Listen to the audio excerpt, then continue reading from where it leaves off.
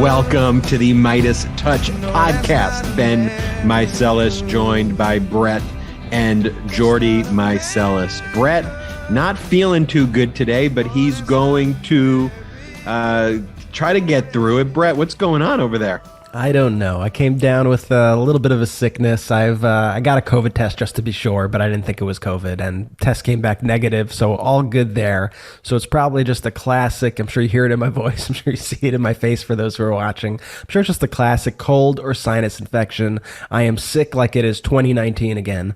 I haven't had even like the sniffles in like 2 years since I started wearing masks and stuff. And of course, like the first time I like start hanging out with friends and see people, I get sick again. But I am hanging in there. No days off for MeidasTouch. The news just does not stop. I want to do a shout out to one of our followers, Midas Kim, who is an artist who produced this incredible painting of the brothers. And I'm so just humbled and honored. And I'll show the crowd right now who's watching. And if you're listening, I hope you go and take a look at the YouTube. But like, look how incredible this is. This really, while I've been like laying down and just eating a bunch of soup, just having a bunch of soup and stuff, like this is really what's gotten me through it. It's just been the support of the Meidas Mighty community and just seeing how incredible everybody is to us, and just so humbled and grateful. So thank you, Midas Kim, for this incredible piece of artwork. I'm just so absolutely honored, and going to try to power through this show for you guys as best I can. I'm not going to lie, and Jordy, I want to get your take on this. Brett with that sick voice, like it's working for the podcast. He sounds. Should I stay like this? Sounds no nonsense. Yeah, you do sound no nonsense. You look awful. Like you look terribly ill. Thanks, Jordy. I just want to keep it real. Like, at least you're keeping it real. At least it's not like one of those things where, like, when somebody comes up to you, just messing with you, just fucking with you. You know when somebody comes up to you though, and they're like, "You look really tired," and you're like, "Oh, you're just say I look terrible." You don't have to hide behind these phrases. I'll say you're doing a great job hiding it. You're wearing the glasses. You're wearing the hat. I wouldn't be able to tell right now if it wasn't for that very serious voice you're putting on. Yeah, well, here we are, everybody. Brett radio voice, thanks to well, let's get serious though, fellas, because some alarming news out of oral arguments. The United States Supreme Court yesterday, the case is Dobbs versus Jackson Women's Health Organization. The oral arguments seem to indicate that the Supreme Court is likely going to overturn Roe versus Wade. The case Dobbs versus Jackson is a case in Mississippi.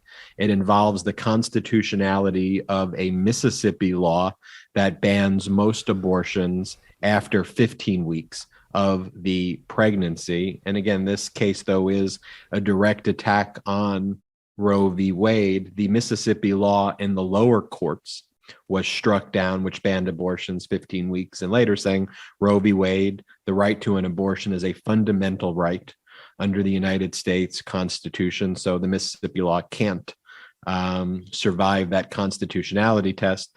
And here, not only were the Supreme Court justices appearing to say that the Mississippi ban is valid, that the Mississippi ban is okay, that it is constitutional.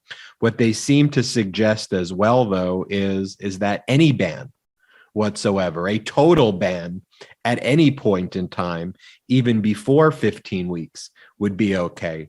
So that states themselves can actually totally ban abortions, make abortions illegal in their states.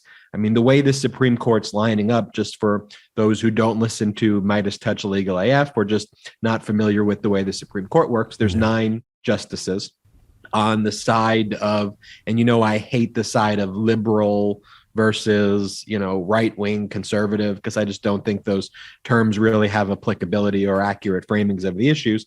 But if you were to say who would be the kind of liberal progressive wing in the traditional sense of the court, you have Justice Kagan, Justice Breyer, and Justice Sotomayor. On the right wing, the radical right extremist wing, you have Amy Coney Barrett, a Trump appointee, Neil Gorsuch, Trump appointee, Justice Kavanaugh, Trump appointee, Justice Clarence Thomas, Justice Alito, Bush appointee, and then you have Justice Roberts, who's the Chief Justice, who's also a Bush appointee. So you have 6 right wing, you have 3 if you want to say left wing, progressive to me, the side that actually stands for democracy and the rule of law. And really what you saw in these oral arguments is Justice Roberts basically trying to get the court to say the 15-week ban is okay. Let's not totally overturn Roe v. Wade. Okay. And that was the moderating voice of what was going on. That's how you know this is headed in a bad direction. So what the result will either be is, in my view, based on hearing the types of questions that were asked, is either the Mississippi law banning abortions will be upheld, that will be allowed. So other right-wing states are going to be able to implement similar laws. But more alarmingly, I think Roe v. Wade is going to be overturned. And just if you hear some of the questioning, Brett, like Amy Coney Barrett, not only did she suggest that, she said, well, wouldn't it just be so simple that all women in these situations just get adoption? She went even further than that, though, and said, but states have safe haven laws. You know what a safe haven law is, right? A safe haven law means you can take the baby and abandon it, basically drop it off at certain areas like at a fire station or something to that effect. Fire station at safe haven locations. And what she was saying is, shouldn't we just let mothers do that, basically abandon their children at these locations? And she asked, why didn't any of the briefs from the United States government and from the organizations supporting the right, why didn't you address the existence of safe haven laws, which are the right to abandon the baby? Yeah, I mean, at this point, I hate to say it, but I'm not going to sugarcoat it for our audience. It doesn't seem like a matter of if Roe v. Wade is going to be overturned, but when will Roe v. Wade be overturned? And the comments by the justices yesterday really sent shockwaves through me. And this has been a concerted effort of the right wing for now over 50 years to make this happen. You know, they've been working every single election. They have put forth lists of judges that they took over the court with. They have done the most disgusting maneuvers. McConnell really spearheaded this. I mean, from getting Gorsuch on the court and withholding Obama from being able to put a justice on the court when there was a vacancy then, to getting Kavanaugh through and all these people, Amy Coney Barrett. I mean, what we're seeing is that everybody who was saying that America is moving towards a handmaid style government, that was not an overreaction in the slightest. That's where we're headed. Hyperbolic. It was not hyperbolic at all. And what we're going to see here is we're going to see a divided country where more than half the states are going to completely outlaw abortion, and then there are going to be states that allow abortion, and then there may be some states in the middle of that that have strict restrictions on abortion that make it very difficult for women to get. So they are completely taking away the rights of childbearing persons here. This is such an assault and such an attack on Americans. And this is also an issue that Americans, by such a large majority, are on the side of allowing abortions in this country. And on the low end, polls say 65% of Americans support keeping Roe v. Wade as the rule of the land. And on the high end, something like 80% of Americans support keeping Roe v. Wade as precedent. And what we've seen is these justices lie their way into power, lie their way because they've been enabled by people like Mitch McConnell, people like Susan Collins, who have sworn to us, lied to our faces, saying that Roe v. Wade is the law of the land, it is precedent, and we will not do anything with precedent. Meanwhile, now they're making the exact opposite argument in court, right, Ben? They are saying, well, precedent's overturned all the time. And they're comparing it to cases that that all Americans could get behind, like cases around slavery or gay rights or things to that effect. They're saying, look, those precedents were overturned because we knew that there was a moral problem with it. So that's no different than us doing that now.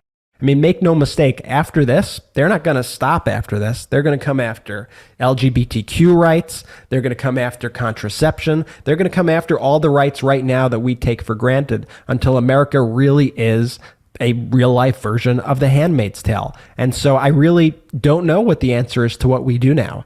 All I know is that we're going to have to show up in bigger numbers than ever. We're going to have to rally around this issue, and we're going to have to present to voters across the country, to Democrats and independents alike, that this is an issue worth fighting for. This is an issue why we need a vote and why we need to get control of the court, whether it's, I don't know, expanding the court, getting new justices in there. We need to fight as if this issue is one of the most important issues out there, because it is at this point. This is really a big deal. That's the absurdity when people say the filibuster needs to be maintained because it has this historical procedural benefits and that it ensures collegiality and we can't get rid of this procedural device. Well, the filibuster was removed and does not exist when it comes to the appointment of the justices who are now overturning the will of the people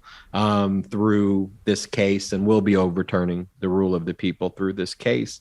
And the justices that were appointed to accomplish that goal were done, let's just say it, by Republicans cheating, by Republicans lying, by Republicans manipulating the rules, changing the rules to allow for these nominations to go through when you never should have had them go through. And frankly, Merrick Garland, who many people have been critical of in the role of the DOJ, he should have been a Supreme Court justice right now. I think Merrick Garland's doing a good job at the DOJ, but there are people who are critical of the work that he's doing. And there are areas where I think we can and should be critical, but he should be a Supreme Court justice right now. And we have a very radical, extreme court. What the court will do next after Roe v. Wade is abolished, you hear these arguments. Well, there are all these other states out there that if someone still wants to get an abortion, avail themselves of their right to choose of their bodily autonomy, just go to a state that allows it. I'll tell you what's going to happen next. And this is what happens in totalitarian, authoritarian, Taliban-like state. The next thing they're going to say is they're going to criminalize that travel. They're going to criminalize people who leave the state and try to go into another state to get an abortion. That's, it would not shock me. The natural next step. No, absolutely. And it's just so crazy that, you get these justices in, like you said, Ben, without the need for the filibuster. So all you need is 51 votes, right, to get these justices in. But in order to pass legislation to codify Roe v. Wade into law, guess what? Filibuster, you can't get rid of it. No one's going to get rid of it.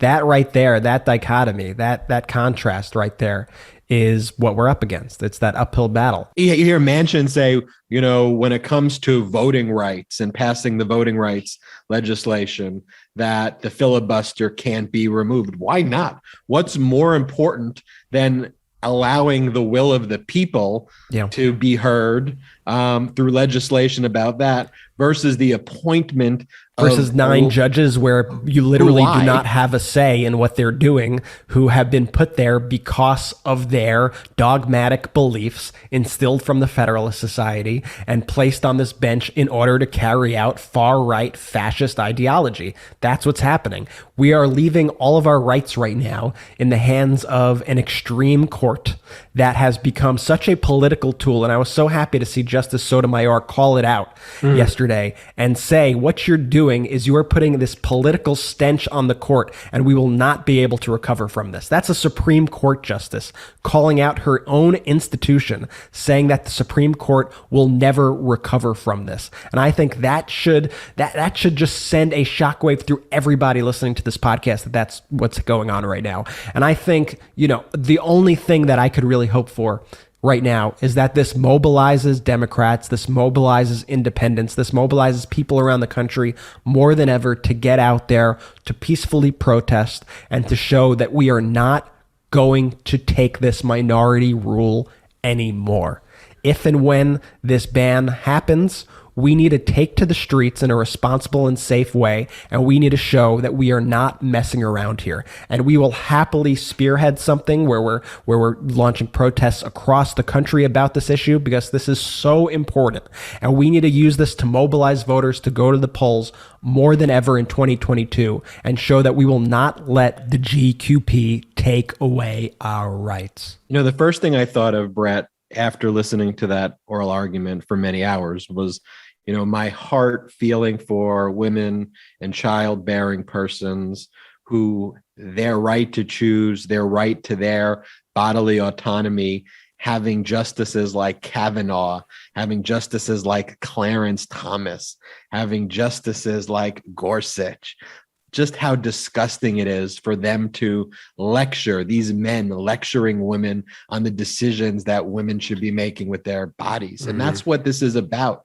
Not just the right to an abortion, Brett, but it's the right for a woman and a childbearing person to make decisions in consultation with their medical professions over their bodies without the government intervening in those decisions. That's what this is about. And to hear those men lecturing and saying the United States government, us, the people who are Federalist Society members, who chugged beer with ski and skew from the frat day, we're going to tell you, women, what you can do with your body. That's the first place that my mind and heart went to.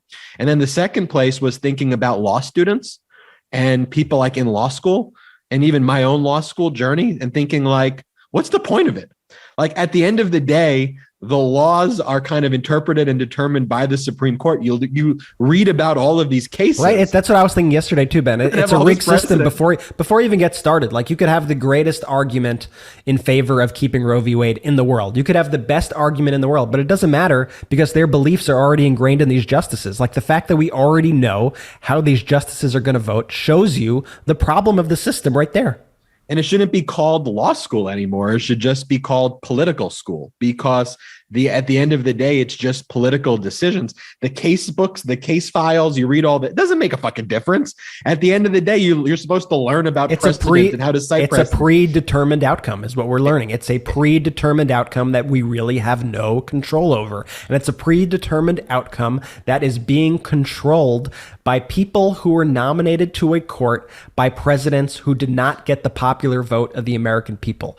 All the presidents who put these judges on the court did not win the popular vote of the American people. They represent a minority of the American people. In fact, multiple justices on the court have been credibly accused of sexual assault or rape.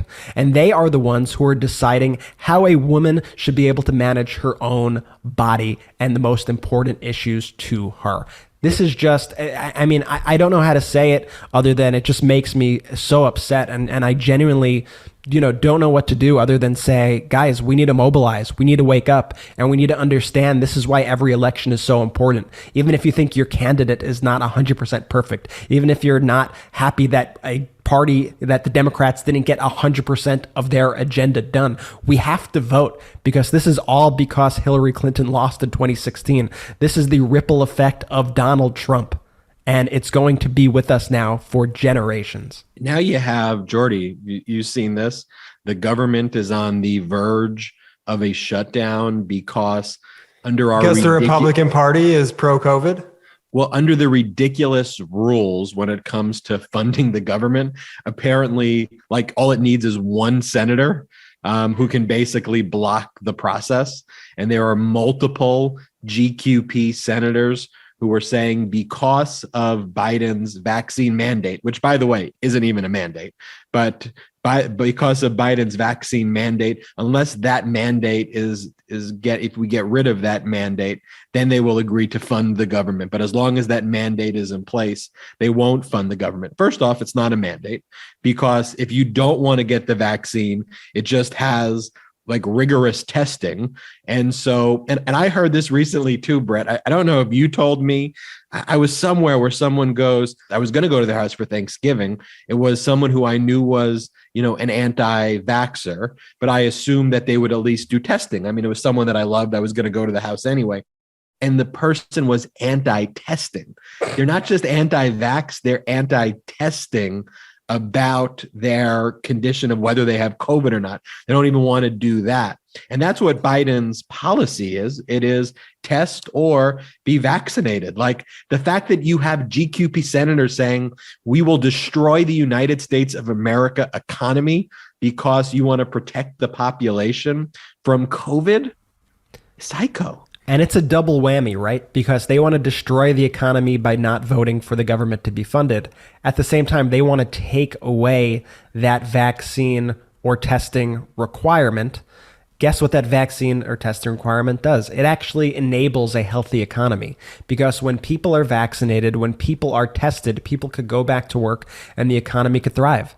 That's why we are beating expectations now every single month. That's why the economy is roaring back. And that's what the Republicans want to prevent. They want to prevent you and your family being able to go to the store and buy items. They want to prevent They're giddy. They're giddy when there are problems. Like, they want the economy to be bad. And they're not hiding it. I mean, Rick Scott, about a week ago or two ago, he literally called high prices in this country a gold mine politically for Republicans. They are rooting for you to pay more. They are rooting for you to suffer. Now, the thing is, are you going to fall for it? Are you going to fall for it? Or are you going to be able to move on and say, these are the people who are trying to damage me and my family? These are the people, these are the reason why I'm not able to go to work and feel safe. Yeah. This is the reason why I'm not able to send my kids to school and feel safe, because of COVID, because of gun violence, because of hate. All of this, that's on the Republicans. So you could choose your paths here. Pick what you want. But no, one party is actively fighting against this country, and one party is getting this country back on track and is doing everything possible to make America work again. The Republican Party hates America. They don't want America to win because they know that in 2022, they could point to all the failures which they helped create as public and political talking points for them to get reelected. Let me talk to you guys about this one senator specifically out of Kansas, Republican Senator Roger Marshall of Kansas. He stands by his opposition on the bill, saying that shutting down the government is worth actually saving jobs in Kansas.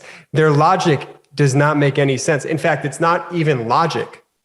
It's just ridiculousness in the hopes of scoring political points with their constituents. Republicans like America the way I think people like Halloween. They like to dress up. They like to put the decorations on, but they really don't actually care about the meaning behind what this country is. There is difficult work that needs to be done in government. I want you to play the clip read of Nancy Pelosi when she's also asked a ridiculous question about the press when they asked her, well, what's your response to the... Yo, she crushed that clip. She crushed that clip. It's like, well, what's your response to the Republican... And by the way, that's what we need more of. Play, and then I want to comment on it. How do they explain to the public that they're shutting down government because they don't want people to get vaccinated? Why don't you go ask them? This is so silly. This is so silly that we have people who are anti-science, anti-vaccination, saying they're going to shut down government over that, and you're asking me what's our message. Preach. Our message is that we have to respect governance, and we have to respect science, and that's what we are doing, and we will pass this legislation. And that's what we're talking about when we're saying that Dems need to go on the offensive. Well, here's the problem, though, Jordy, where I would just kind of disagree with you, though. Not that the Democrats should have to go on the offensive, though, but she was in a defensive posture there, though, in having to respond to a very stupid statement where she was like, why are you even asking me this stupid statement in the first place? Going on the offensive, Jordy, I would just say would be the Democrats need to go out and affirmatively basically say, this is our message. The Republicans are being stupid. They're trying to shut down the government and destroy your lives. We're trying to fix problems and solve these issues while they over there are trying to harm you. And that's a trick that Republicans do, Jordy, on very minute issues like the inflation issue, which is a serious issue. But when you talk about a 20-pound turkey going up 75 cents to $1 while the overall economy is creating jobs, whereas in Trump was the president, you couldn't even buy the turkey. You couldn't wipe your ass because there wasn't toilet paper. You couldn't get testing. At least there are a lot of Chris Christie books now to use for toilet paper. I hear there are a lot. It's still in stock on the shelves. But Jordy, these are issues that we have, like even right now with what's going on in the Supreme Court. of taking away women and childbearing persons' right to choose and bodily autonomy. What we need to do is be united as a political party and go on the offensive and have consistent messaging. And I even see it sometimes on the Twitter comments and comments that I have, which is like, well, what's the point? What are we going to do? Why do we need a peaceful protest? It's like, well, we got to do something. Yeah. We got to do something. And that could start with all of us uniting. I think back to the last podcast, Brett, that we had with our guest, Anat.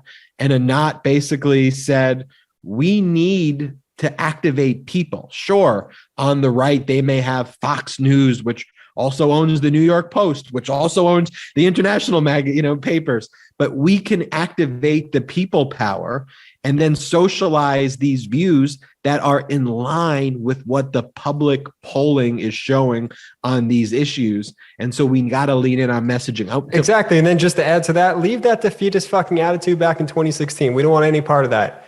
You're not going to come here with good energy to fight, energy to get in here peacefully and do what we need to, do what needs to be done.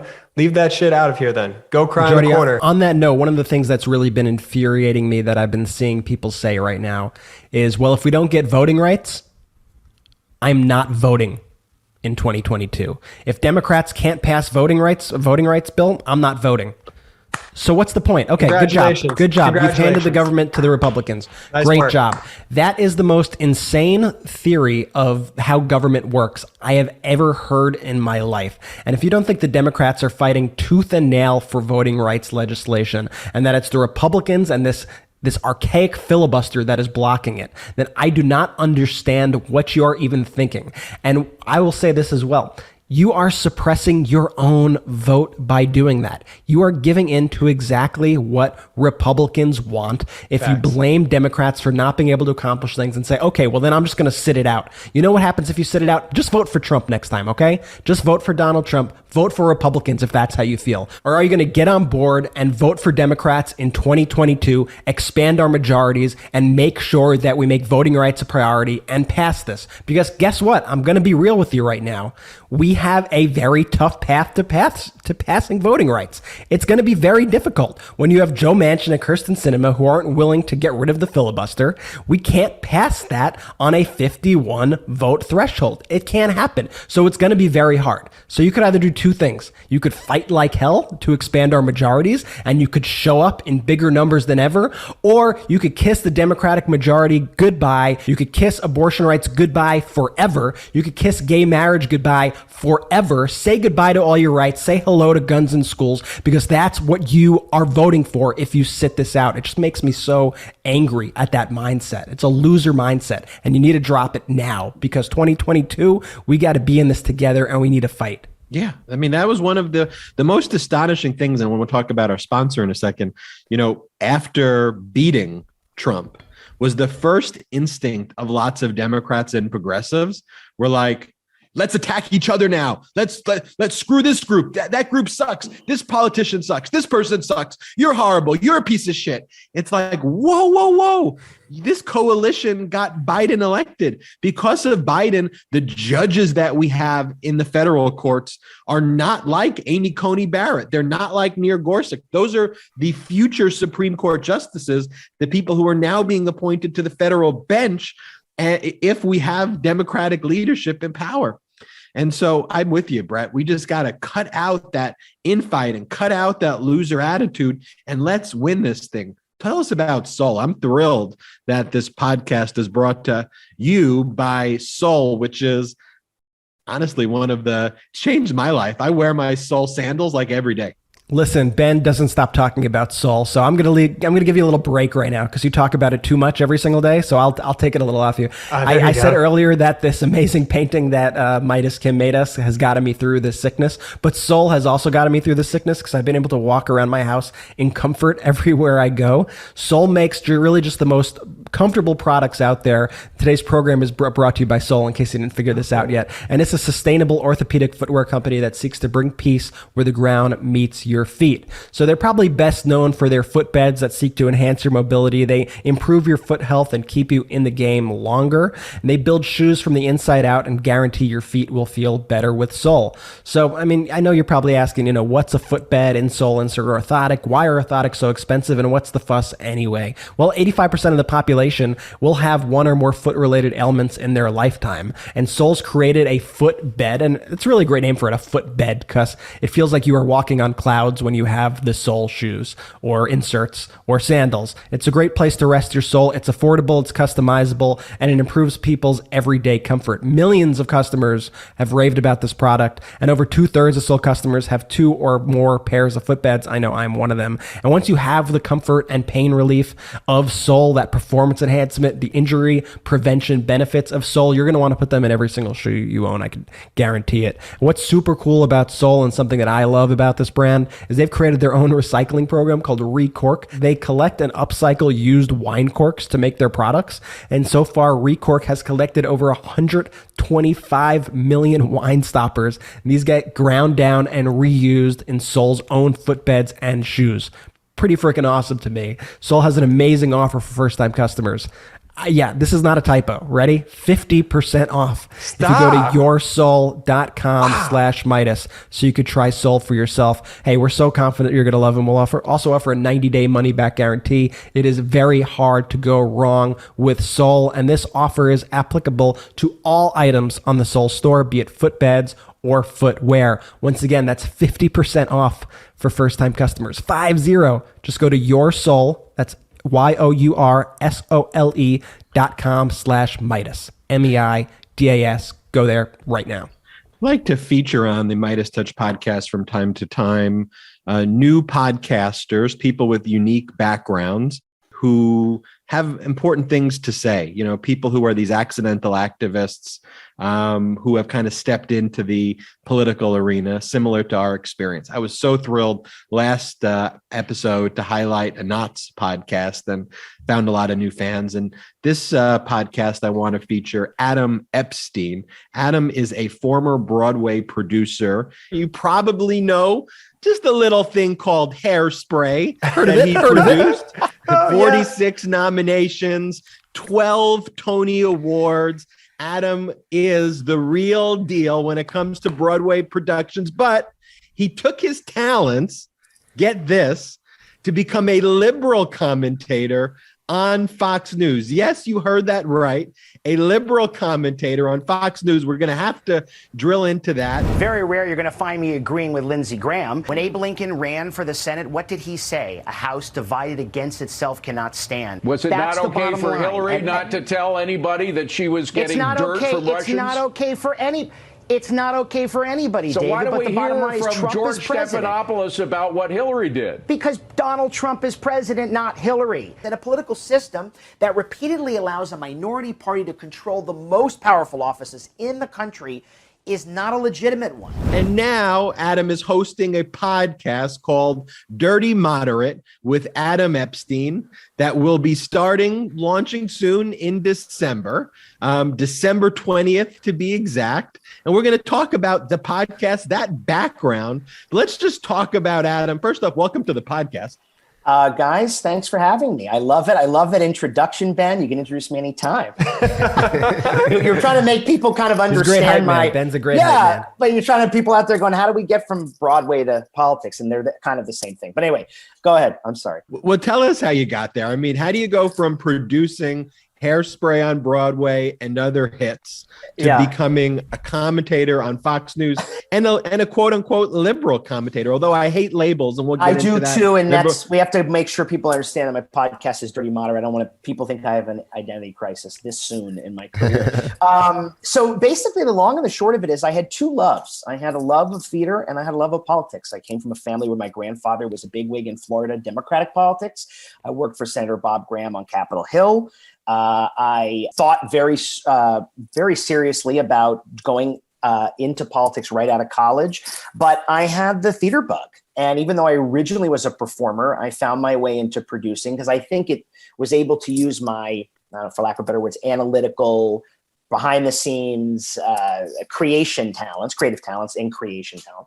And it led me to this career that started very young. I don't know how it all happened. People say, how do you do this? I don't know. There's no, if there was an empirical method, I would say, hey, here's what you do. And you have a hit at 27, no, I have no idea. But because I had the politics bug, I ended up going to graduate school at 42 years old, and now 47. And I got a master's in American Studies. And American Studies looks at politics, culture, history, and literature of America sort of as a through line, kind of interconnected. And I was like, this is the transition for me to put politics and culture together, because I think they are an inseparable unit, and make my way into the world of political ideas. That's what I wanted to do. I always thought about running, and then I said, no, I don't want to do that. I want to be reading and writing about it. So I've written columns, and then I got put on Fox because I had a good agent, and I ended up loving, and I wanted to go where Democrats, and I'm actually an independent, but where those who are not right wing don't go. You know what I mean? And I wanted to go and spend at least a year there sparring and talking. And sometimes it was obnoxious. Sometimes it was thrilling. Sometimes we agreed. But I just felt it was an important place. And, I think it opened up all these opportunities that I now have. And I hope to share on my podcast and obviously with you guys and beyond, It's not usually friendly territory going on Fox. And sometimes there's this debate that I think people who share liberal values need to think through before going on Fox, because it's like, are you going to be used as like a puppet for their agenda, where they're going to put the chyron and say all these things about you in kind of a staged way? But see, you managed to thread the needle, which is why I want you to have you on this podcast, because when you see the clips of you on Fox News, you sparred with them. You pushed back on their ideas. You didn't take shit from them. How did you manage that, though? And what can you kind of tell other, progressive liberal? Should Democrats be going on Fox News right now? Absolutely. I mean, listen, you can bring up a whole host of reasons and their alliances and who their advertisers are. But I tried to remind people that whether we like it or not, they're the most watched network. I know that's horrifying. If you go to a doctor's office, let's say in Kansas City, and you're sitting there, it's usually Fox on TV. I'm just pointing that out. Same thing was true when I was in Nashville. But 43% of their audience consider themselves independent, according to independent data. I can't remember the source, which is interesting just because people just put it on. So where I'm going with this is, yes, you should go on. Secondly, I think I have the value, and this is why I'm doing Dirty Moderate, of being somebody who caucuses with the Democrats, considers myself a political hybrid, but is able not to just come on and do Democratic big D talking points. Do you know what I mean? And just say, well, this is what we said. This is what we said. There were times they got me on there, and Fox knows that sweet spot. And one of members of our party, as every politician can, they say stupid things or say something that's like, oh God, why did you say that? That's going to hurt the brand. It's going to cost us a seat. And I'd go on and say, hey, I don't agree with Congressman so-and-so, but here's what I do agree with. For example, they were making light of climate change once and about the Democrats in the 2020 presidential debate, putting emphasis on that. And they were, how could you do this? And why do you care about a plastic straw? And I said, look, guys, slow down. I said, the planet's burning. Okay. The Republicans are offering nothing. You have no agenda for our ecological climate crisis. And so you're making, yes, it should be a priority. You're upset it was the first thing they talked about. Well, it is probably the first thing to talk about. The point being is, what is your plan? You know what I mean? If you're not a climate denier, and I point to them, so some of you say you're not, so what's your plan? You don't have to like the Green New Deal. I don't like everything about the Green New Deal, but that doesn't mean you don't do anything about climate change. You see what I mean? So that used to put them in a place because they were expecting I would be like, the Democrats have never said anything wrong, and liberalism is the right way, and everyone who's ever been a conservative is a fool, and our binary culture lends itself to that. Of course, Trumpism being such a scourge, it's made it very difficult to find a moral place in that world. But I think you still have to say the issues matter. And, per the Democrats' electoral fortunes coming up, they better work on what issues they're selling that I support, but I voted for Biden, that people understand and relate to, because they're going to have to fight this propaganda machine, and they better learn how to do. I don't know why the Democrats don't know how to do this. It's so frustrating, and we're always back at square one. You know what I mean? And Joe Biden's doing great things. but you wouldn't know it for all we know about is critical race theory, right? And inflation, which we know is a supply chain issue, and all these things that they're going to demonize and use against the Democrats. And but you're going to have to fight back. But it's the economy, stupid. That's what Bill Clinton said when he ran in 92, not to go in a digress. Yeah, but I think the reason that you start dirty moderate is because you want to fight back against that propaganda machine, and not even through the lens of, hey, this is progressive or liberal versus this is conservative. Yeah. Just this is what the truth is. But this propaganda machine that is Fox News, what we can't recognize, what we all have to recognize. They wouldn't book me anymore. Just, after a year, really? Soon as the 2020 campaign started heating up, I'd be like, I don't think we're going to need you as regularly. And I was like, are you guys rejecting me? But I was kind of like, okay, I did my thing. I was exclusive, by the way, to Trish Regan Primetime. Trish, who lost her job over something controversial that she said, which I thought was unfair because everybody says things that are controversial, way more than her. I was her sort of liberal antagonist every week. And all of a sudden, they want the weak liberal who looks dumb, right? I mean, it's the Hannity and Combs model. They want somebody weak who they could point at and go, look at this idiot. He doesn't have any arguments. He doesn't have any plan. Yeah, 100%. I think I did one too many. Does he agree with us or does he not agree with us? And that's, you know what I mean? It's thing of the fact. I'm not pulling a sleight of hand. I was just being honest about how I felt about a variety of issues, most of which happened to place me on the liberal side of the spectrum. And Adam, I think you telepathically, that's what I was going to ask you. I was going to say, how do you fight this propaganda machine, though, when the moment you start delivering the truth the way you were on the platform, that they then basically cut you and cut other people who are trying to disseminate truthful information that would save lives? Like, wait a minute, vaccines are helpful. Right. I mean, several people have tweeted this or said it in a variety of terms. They're going to brand. They've always, no matter what we do, or the Democrats do, I should say, they're socialists, they're communists. They're not the real America. Jim Jordan, that asshole, tweeted something so ridiculous about the real America's done with COVID. Yep. And I think what the Democrats should be doing every step of the way, because their policies clearly are putting the country in the right direction, in my view, are better for everybody. And I say that as an independent, just better policies. First of all, at least they have policies other than tax cuts. Why are we not out there? Are they out there? I keep saying because I'm 1 foot in, 1 foot out. They're the pro-insurrection, pro-COVID party. They are the pro-insurrection, pro-COVID party. Now, think about it. I love the Lincoln Project for a certain reason, because A, I share some of their values. B, they're warriors on behalf of democracy, like myself, and that's what matters to me most. But where are the DNC and the Democratic attack ads showing endless footage of a cop getting suffocated behind doors at the Capitol, of that vicious attack, of Trump saying drink bleach? There's so much research and so many clips that you can show that as I'm talking about the 2022 campaign, we should be in attack mode. You know what I mean? Because let me tell you what, and Rick Wilson says it all the time, you're not going to win this thing on policy. Yep. That's just not what wins it, sadly. So you have to find a way, like anything, to sell it. And you want the good guys to win, but if you don't sell it, I have to say, and I think I've said this to you guys off camera too, if you want to do, this is my line, if you want to do the policy, you got to do the politics. You just can't have it, but you can't say, I can't believe people voted against us on the economy. Well, if they're being lied to or don't know or are disengaged or don't know the stakes, well, you can't just blame them, right? We have to, and you guys are so awesome at resistance, you have to build a resistance movement that's loud and you can't get tired. Democracy depends on the tireless warrior. Apathy is the road to authoritarianism. Sadly, democracy also, though, sometimes requires, when people need to fight for it, that requires financing. As a Broadway producer, I'm sure you're very attuned. I'm attuned. I don't miss those financing days. Yeah, but yes. You have to finance the play, right? You have to find the theater. You have to. You got to spend the money, marketing money, to sell tickets. In most cases, if you're not a huge hit, you got to build an audience. I know. Well, I'm not saying nobody's doing it. It just feels a little more diffuse in a really crowded space. You know what I mean? And I just would love the Democratic Party to have as ruthless and visceral an attack ad, for example, as Lincoln Project has. The minute something that happens, the Republicans say something, they have an ad out just ripping them apart. And the suburbs are up for grabs now, right? We saw that in Virginia. We almost saw it in New Jersey.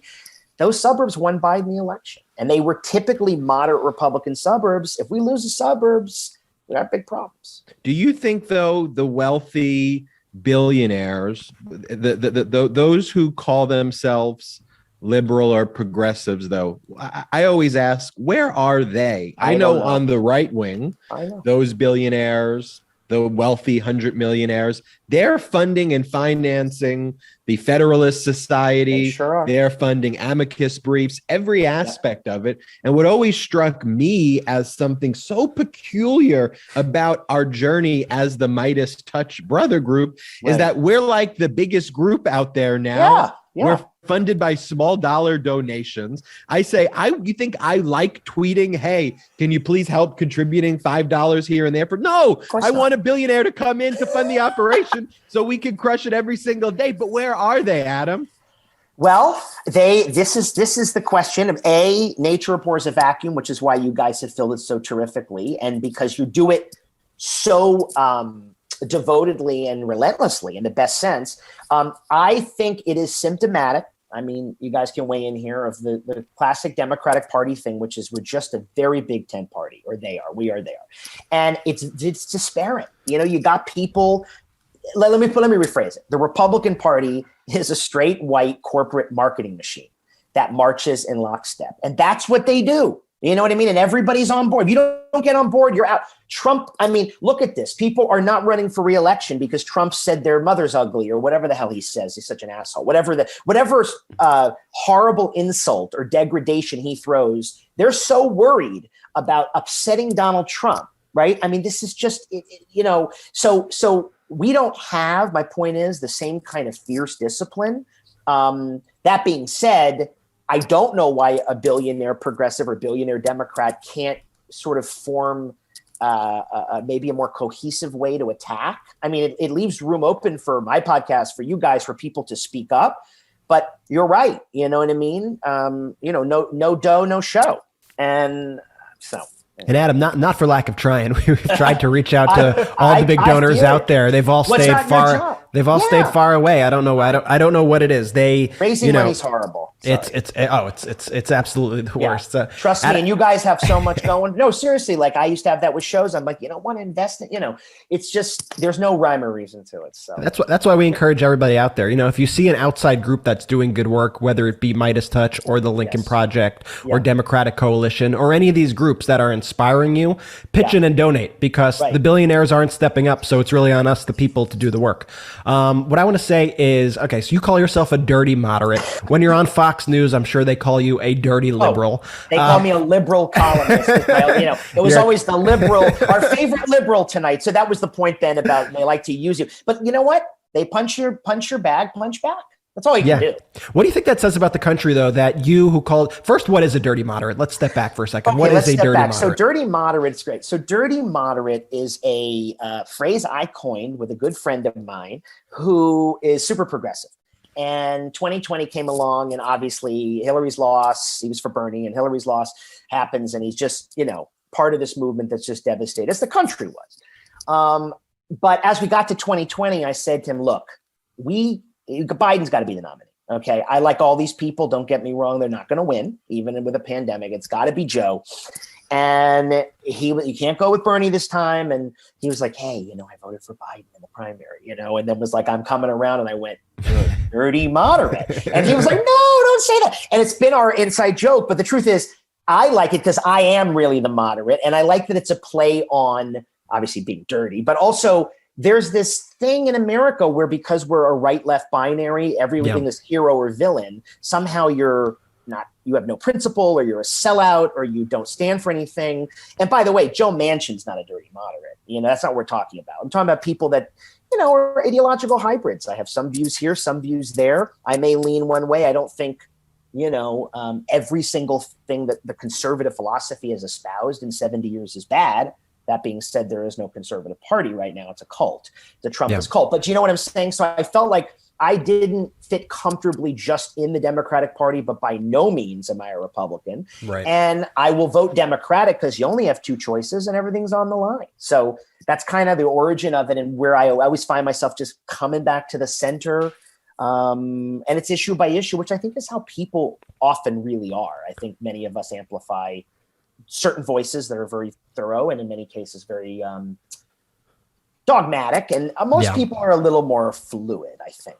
Well, what do you think it means about kind of where our country is headed, the trajectory that you, who considers yourself fairly center, takes issues with both sides, kind of leads Democratic. What do you think, though, it says about the trajectory of the country that when you go on Fox News, that does make you a liberal, a commie, all this sort of things? Where do you think the country's headed? Well, so first off, I think the country's headed in a very dangerous direction. But let me back up because I want listeners to know this. I'm not both sidesing anything. The threat is from the right. The threat is from Trumpism. Okay, I'm not saying because I might disagree, let's say, with a particular Democrat or a Democratic platform. But that's not. These are not comparable things. Those are policy differences. There is an existential threat facing the country, and it's being done under the cover of the night. And what I mean by that is, yes, people are saying you got to watch how state legislatures are taking over the map process and the redistricting process, gerrymandering. Some of these things will stay, some will go to court, some have Democratic governors, but the Republicans, or the Trump-publicans, I think as somebody once called them, are setting the stage to control the sort of foundational levels of power. And that's what I'm worried about, from state houses where they control to local offices to being able to mobilize, because they are the fear grievance mobilizers, as you know. They will, they hear critical race theory, they hear trans right, everything, they just freak out. And that's enough to get them out there. But it's allowing even well-intentioned people who might think they're Republicans to align themselves with people that are literally undermining the democratic process. And the voting rights bill, is so important, both for the PEOPLE Act and the John Lewis Act, because it's the only safeguard. Because we don't have, the Democrats since 2010 got slaughtered at the state level. 2020 wasn't even that great. Don't have enough power to counteract this. So the federal government is going to have to be the guardrail of democracy. And the fact that the original Voting Rights Act of 65 that was gutted by the court in 2013 is truly one of the great abominations of SCOTUS I've ever seen in my life, taking away federal oversight of southern states, which is what it did, that had previously been racist, or old Confederate states. I guess what I'm saying is the country, we do get mired in Washington and, oh my God, he wants more money for family leave or universal pre-K. All these things are very important. But do you want to be like the autocratic states of America? In other words, hey, we got the great high-speed rail, but fascists are in power, So we have to, and I know this is the diagnosis, not the prognosis, but, I just think people are so exhausted from the Trump era. They're not us, but many of people who agree with us are very disengaged because they're like, I don't have the energy. And why did Youngkin win? I'm like, well, like you said, you guys got to be out here all the time, fighting the fight. That's why I'm doing my podcast. I got to be out there all the time. And I'm welcoming guests on with whom I disagree, not to bully them or badger them, say, come on, let's talk about this stuff. It's all we got, right, as democracy. No, totally. And it feels like America's just in this circular pattern of Democrats get into power, they start cleaning up the mess of Republicans. Right. People start complaining that the mess isn't being cleaned up enough, quick enough. And then they go, I'm not voting for Democrats because XYZ hasn't passed and because all the problems aren't solved. So I'm going to sit this one out, or I'm going to vote Republican. Republicans then destroy the country once again. And the same thing happens over and over again. How do we break the cycle? It's just so infuriating to me. I want to smash my head against the desk every time I think about this. Me too. Bill Clinton was my first vote in 92. Exactly that happened. Bill Clinton inherited a mess. They lost Congress in 94. He got reelected. Remember Obama, hope and change. Within 2 years, the many voters turned on him.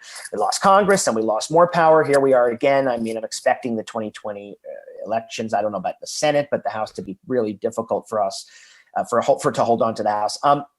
I think honestly, this is a pall that's hanging over our process that always goes back to messaging. I really believe that. I think that it's much harder to do things as a Democrat. For example, we want to reform welfare. That was always a debate, right? The Republicans, get a job, right? Go to McDonald's, get a job. And then the Democrats have to say, a lot of people do want to work, all right? They've fallen on hard times. They don't have credit. They don't have a home. It's like, get a job. But it's the simple, easy, go get them. Pull yourself up by the bootstraps.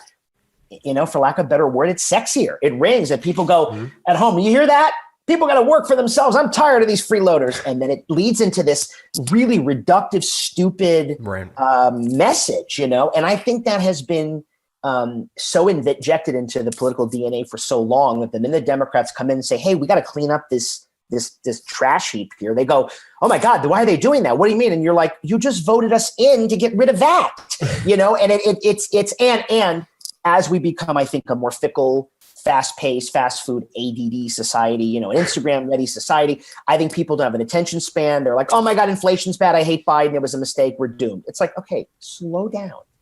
You know what I mean? But the critical thinking apparatus is clearly defunct in this country, and we're unable to see things in a weird sort of way. In for what they are, we sort of want to see them for where we want them to be, collectively. I mean, and I actually don't know how to overcome that, because we're in this cycle again where I expect, the Democrats could very well, God willing, win in 2024, but we might get slaughtered in 22. And it's like Groundhog Day again, and like you said, Brett, it's infuriating. And then Adam, I got to ask you something. Yeah.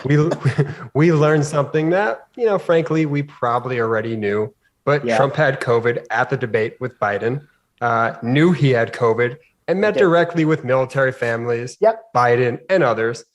These appear to be, there appears to pretty much be no bottom when it comes to Trump, pretty much. That's exactly right. Isn't that the craziest thing ever? Literally, I'm glad we're talking about this. I said on the phone to my dad this morning, I said, what do you think of this Trump COVID thing at the debate? And he said, you know what, Adam, how low can this guy go? Right. And I think to myself, but here's what I say. And I said this all during the Trump era, because I'm sort of just an eye on the prize guy. Okay.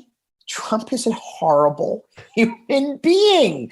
I mean, he's just the fact that 30% of the country, let's say, has given their loyalty to a bargain basement, clownish buffoon, a liar, a tax cheat, an authoritarian, a racist, and go, oh, I like his policies, I don't mind him. You can't separate that. You know what I mean? That informs his terrible, horrible self. And so the more you're going to hear more and more as time goes on. Yep. You're going to hear, how about that interview with Woodward what he did, where he knew how bad it was and he played it down. I always say, if Trump had just said in 2020, listen, MAGA people, wear a mask. Wear a mask that says "Make America Great Again." They all would have worn masks. Oh, yeah. They all would have listened. You know what I mean? But you know what? They're not even listening to him anymore. Do you see the rally where he said, get vaccinated? They booed him about 2 months ago. They booed him. Oh, he's lost control of the monster. He's lost control of the monster. They're still in the cult, but it's like now they don't trust anything and don't trust that. How about the fact that, if anything, he did start Operation Warp Speed. He completely oversaw the horrible deaths, and I don't want to give him really any credit, but that did start in the Trump administration. Instead, he's going around talking about how Joe Biden is, shouldn't do anything. He should stay at home or whatever. He's a vile guy. And I still can't believe that I still, and this is what I get, 74 million people voted for, more than they did the first time. It's like, after that, guys, after this shit show, you're like, yeah, I'll do it again. I don't like Biden. I'm tired of him. Or I don't like Kamala. Well, that's a good reason. I mean, it's just the Hillary thing. Well, I don't like Hillary. I'm like, okay, you don't have to like Hillary. I happen to like Hillary. But I mean, I would say to people, I don't like her. I said, so you're going to vote for Donald Trump? I mean, it's just, I don't like vanilla ice cream, and as I want dessert. Well, you know what? Okay, I'll eat horse manure. It's I'll eat shit instead. I'll eat horse manure. You're going to eat horse manure instead of, just because you want dessert and they don't have vanilla? What kind of shit is this? I can't get over it, and that's. I'm sorry. I'm straight talker. I think it's bullshit, and in the bowl too. And I just. So that's what I think. I think, Jordy, there is no bottom. So expect more. But here's the thing, not just for us, for everybody listening, take your outrage and register, get involved with the Senate races. Stacey Abrams running for governor, Beto running for governor, Tim Ryan for senator in Ohio. Great candidates that can give us power, real leaders too, with people, not only with whom I agree, I think they're just all good people that will make a difference. Get involved. So yes, be pissed off, get angry, do all that stuff. Take your Xanax or whatever, but please don't disengage. No, whatever it is, have a nice glass of wine, but don't give up, guys. Yeah, and don't eat. And at the end of the day, the advice also is don't eat horse manure or if you do nothing, it's the same pretty much as eating the horse manure. The horse manure will be shoved in your face. Your lack of a vote, or your vote for against Hillary in 2016, but certainly if you didn't vote for Biden, hey man, you're part of it. If you're in a swing state, and the Electoral College is fascinating because it's so awful. You have Biden winning by 7.5 million votes, right? He got 81 million votes. But if 45,000 votes in 3 states were different in the Electoral College, I think it's Michigan, Arizona, Georgia, to my memory, or maybe Wisconsin, Georgia, Alabama, Arizona, I can't remember. Trump would have won after overseeing the death at that point of 400,000 people, after all the craziness, after trading favors with the Ukrainian president, undermining So that's a problem of our system. That's an internal, constitutional problem.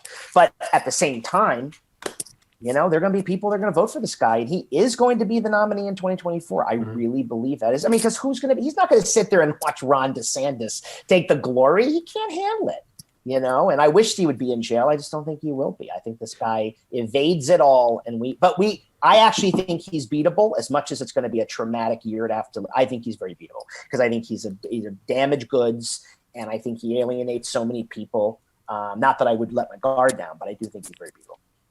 Well, we're excited to let you see your guard come up on Dirty Moderate with Adam Epstein. We're excited for that podcast. It drops December 20th, and we're glad and fortunate, as much as people will love your plays that you produced and a bunch of others in addition to Hairspray. Kind of hit after hit.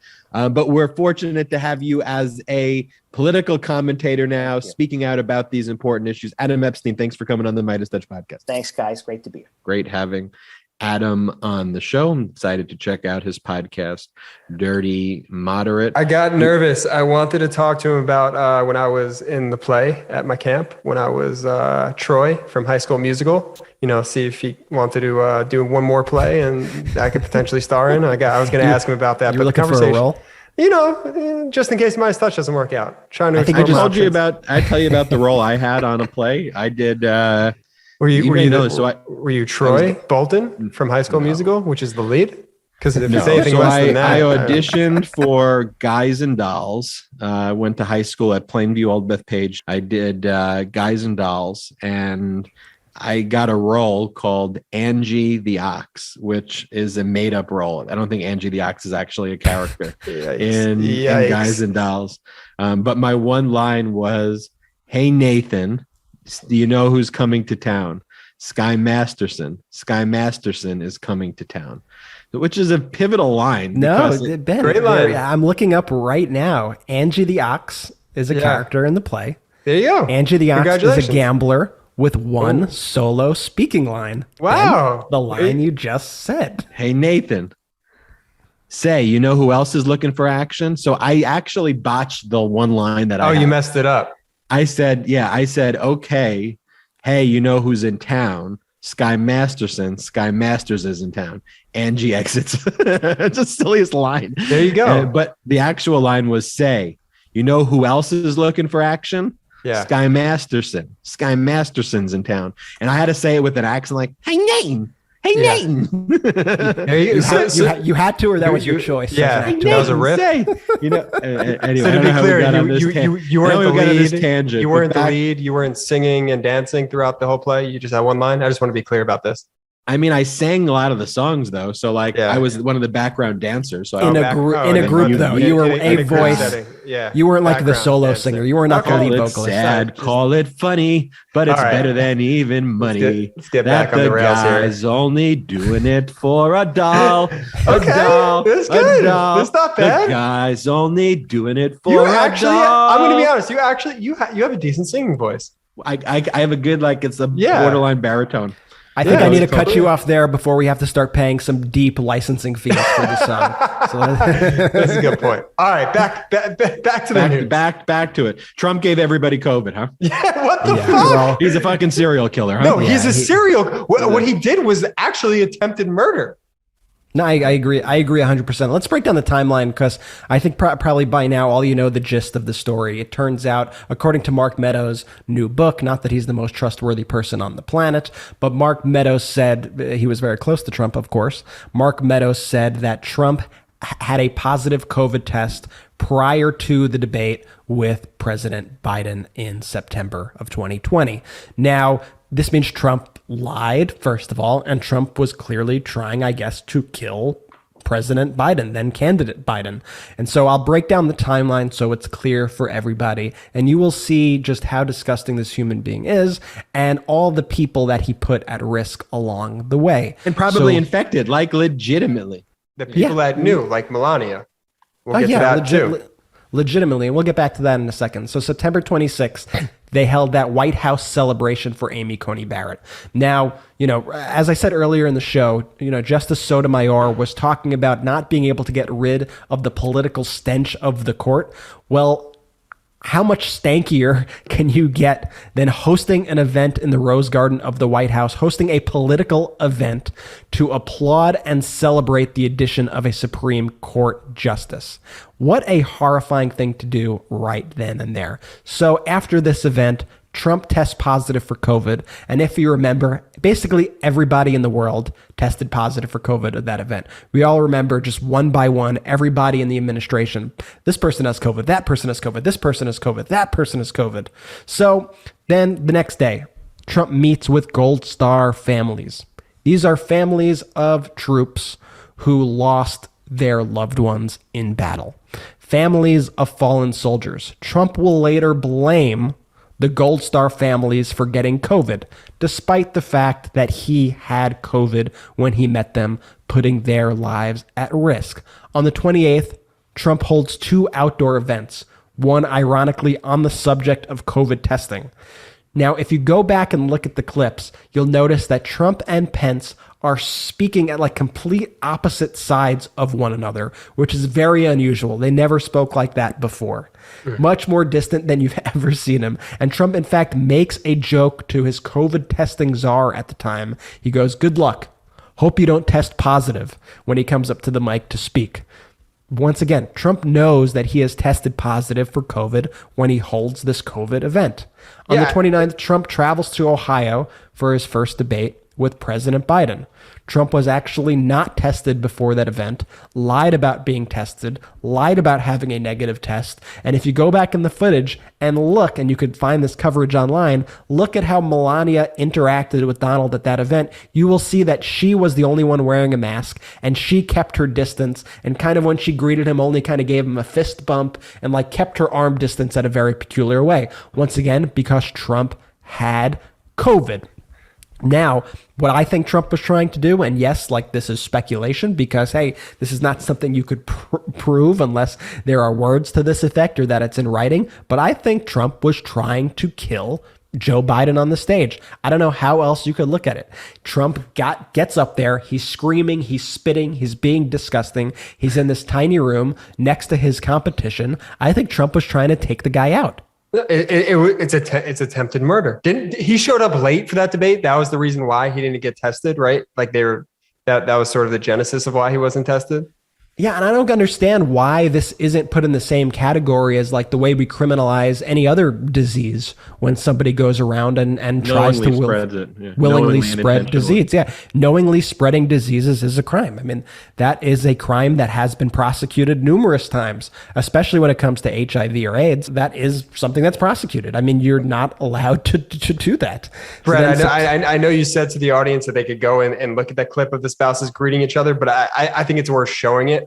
The recount actually has a great side-by-side that we have right here. If you could just we'll pull it up right now for people to watch while we continue to speak about the rest of it. Yeah, so it's because you forget, Jordy, about your audio audience, man. Like, I'm not sure. No, because I'm pushing everyone to YouTube, which they should subscribe to immediately. That's MeidasTouch on YouTube.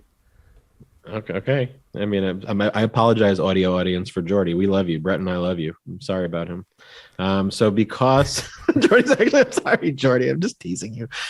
Because Trump's a malignant narcissist, though. Trump thought that he wasn't going to have any negative ramifications from it also.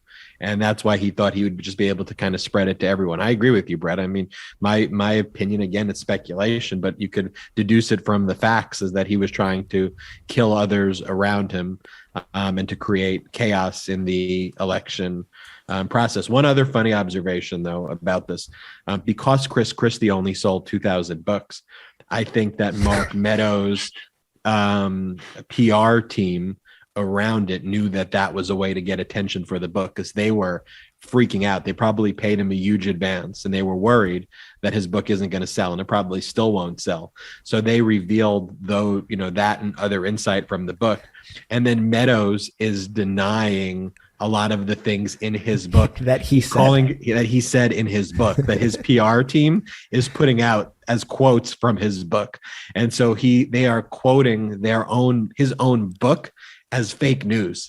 And it just shows you just how absurdly disingenuous. I mean, these people are just really, it's offensive to clowns. It would be comical if it just wasn't so dangerous for the country. The whole thing is absurd there, Brett. But on some positive news, we hear that Stacey Abrams will be running for. Been a rough episode, y'all. With a lot of bad news, and I'm sorry, but hey, Brett being really sick to start the episode, and now, but hey, you know when you listen to the show that we're not going to sugarcoat things, and we're going to tell you things how they are, and we're in a very serious time and a very serious fight for our democracy in this country, and we're going to lay out the seriousness and the severity of these issues, because we're not going to lie to you, and we need to make sure that everybody understands just how serious what is happening to our country is, and make sure that you are motivated to fight. Now, when we say all these things, like we were saying with our fight for voting rights, like we're saying with gun laws and everything that we're speaking about in this episode,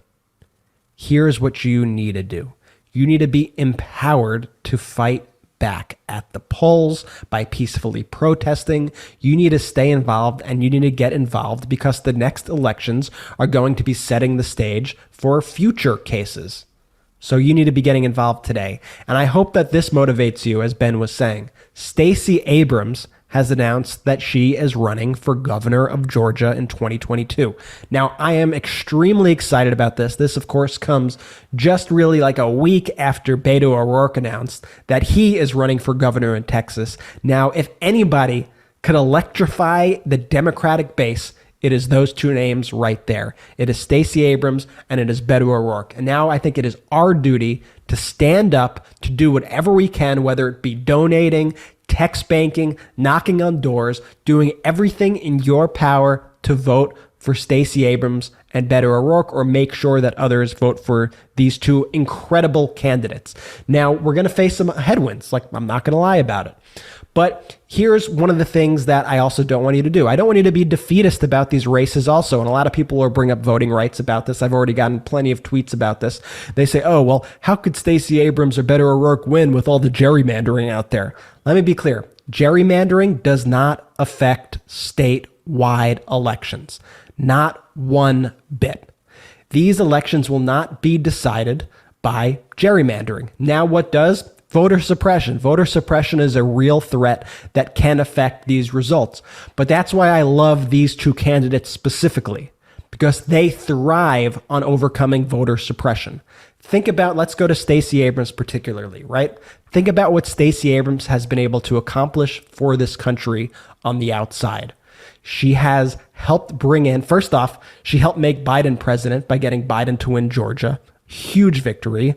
She brought us 2 Democratic senators in the state of Georgia, flipping both seats. She brought us over 49 flip seats in municipal elections in the state of Georgia. And that was just this month, or last month rather, in November.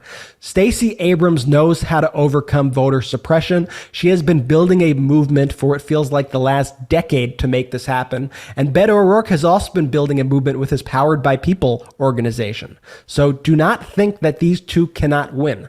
I want to see Governor Beto O'Rourke. I want to see Governor Stacey Abrams. And it is not only possible, it is probable, and it is likely, but we need you to show up, and we need you to understand that every election matters. Because guess what also? They will have power to be making the maps that decide gerrymandering of the states. They will be able to have a say over the redistricting in these states beyond even just their power as governor to prevent these draconian laws from passing in their states.